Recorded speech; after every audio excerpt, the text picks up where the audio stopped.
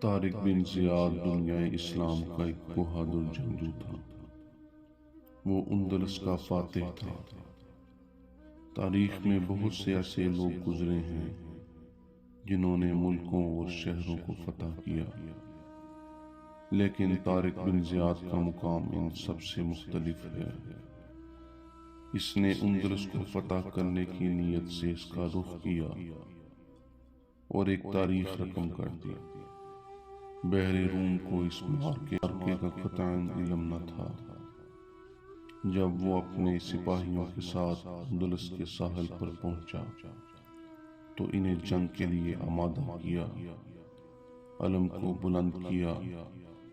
اس کی آواز کی گونج سے ایک سنہری دور کی ابتدا ہوئی۔ جب ان سپاہیوں نے دشمن کی فوج کا بحر بے قرار دیکھا تو بہت سے سپاہی واپسی پر آمادہ ہوئے۔ ان کے عظیم سالار نے ساری کشتیاں جلا دی۔ بحر روم کا پانی ان چلتی کشتیوں کی حدت سے گرم ہو گیا۔ اب ان سپاہیوں کے پاس واپس لوٹنے کا کوئی ذریعہ نہ تھا۔ اندلس کو فتح ہونا تھا یا ان سب کی شہادت ہونی تھی۔ اس عظیم سالار نے اپنے سپاہیوں کو مخاطب ہو کر کہا، تمہارے پاس کوئی راستہ نہیں، یا تو اپنی تلواروں سے دشمن کے خون کا دریا بہا دو، یا پھر یہ سمندر تمہارے خون سے سرخ ہو جائے گا۔